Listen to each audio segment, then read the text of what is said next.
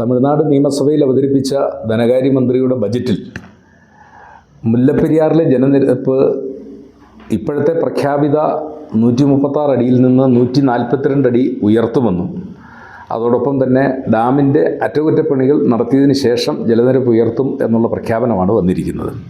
അപ്പോൾ ഡാമിൻ്റെ അറ്റകുറ്റപ്പണി നടത്തുന്നതിന് കുഴപ്പമില്ല, പക്ഷേ ജലനിരപ്പ് 136-ൽ നിന്ന് 142 ആകുക എന്നത് കേരളത്തെ സംബന്ധിച്ചിടത്തോളം ആശങ്കാജനകമാണ്.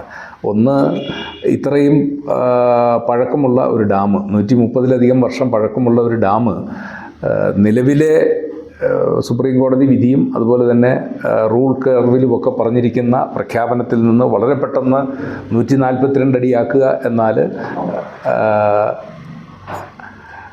എന്നത് ഡാമിനെ സംബന്ധിച്ചിടത്തോളം അതിൻ്റെ ഒരു സുരക്ഷിതത്വത്തിന് വളരെ ഭീഷണി ഉണ്ടാക്കുന്ന ഒന്നാണ്. ഇപ്പോൾ ഇവരുടെ TVKയുടെ തെരഞ്ഞെടുപ്പ് മാനിഫെസ്റ്റോയിൽ പറഞ്ഞത് 142 അടിയാക്കി വർദ്ധിപ്പിക്കും, ഉയർത്തും എന്നായിരുന്നു തെരഞ്ഞെടുപ്പ് മാനിഫെസ്റ്റോയിൽ പറഞ്ഞിരിക്കുന്നത്. 152 അടി. അപ്പം ഇപ്പോൾ വീണ്ടും അവർ പറഞ്ഞിരിക്കുന്നു 142 അടിയിലേക്ക് ജലനിരപ്പ് ഉയർത്തും എന്നുള്ളതാണ്. അതെന്തായാലും കേരളത്തെ സംബന്ധിച്ചിടത്തോളം ആശങ്കാജനകമായ ഒന്നാണ്. കാരണം കേരളത്തിൻ്റെ പ്രഖ്യാപിതമായ ഒരു നയം എന്ന് പറയുന്നത് പുതിയ ഡാം, ജലം സമ്പൂർണ്ണമായി തമിഴ്നാടിന് കൊടുക്കുക, അതിലൊരു തടസ്സവും ഉണ്ടാകാതിരിക്കുക, പക്ഷേ സുരക്ഷിതത്വത്തിനായി പുതിയ ഡാം നിർമ്മിക്കുക എന്നുള്ളതാണ് കേരളത്തിൻ്റെ പ്രഖ്യാപിതമായ നയം.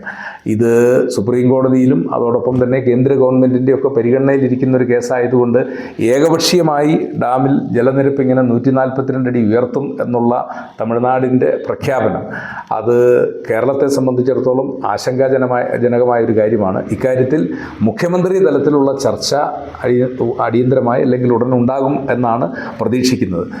ഒരു കാരണവശാലും ഇപ്പോഴത്തെ ഒരു സാഹചര്യത്തിൽ 142 അടിയായി ജലനിരപ്പ് ഉയർത്തുന്നത് സ്ഥിതിയെക്കുറിച്ചുള്ള വളരെ വലിയ ആശങ്ക നിൽക്കുകയാണ്. താഴ്വാരത്ത് താമസിക്കുന്ന ജനങ്ങളൊക്കെ വളരെ ആശങ്കാകുലരായി നിൽക്കുന്ന ഒരു കാലഘട്ടത്തിലാണ്. ഇപ്പോൾ ആശ്വാസകരമായിട്ടുള്ള ഒരു കാര്യം, മുല്ലപ്പെരിയാറിലെ ഇപ്പോഴത്തെ ജലനിരപ്പ് എന്ന് പറയുന്നത് ഏതാണ്ട് 120 അടിയിൽ നിൽക്കുന്നു എന്നുള്ളതാണ്. പക്ഷേ അത് 142 അടിയിലേക്ക് വർദ്ധിപ്പിക്കാനൊരു തീരുമാനം തമിഴ്നാട് ഗവൺമെൻറ് എടുത്താൽ അത് കേരളത്തെ സംബന്ധിച്ചിടത്തോളം വളരെ പ്രതികൂലമായിരിക്കും, വളരെ ആശങ്കാജനകമായിരിക്കും എന്നുള്ള ഒരു കാര്യത്തിൽ തർക്കമില്ല. ഏതായാലും ഈ കാര്യത്തിൽ ഗവൺമെൻറ് തലത്തിലുള്ള ചർച്ച ഉടനുണ്ടാകും.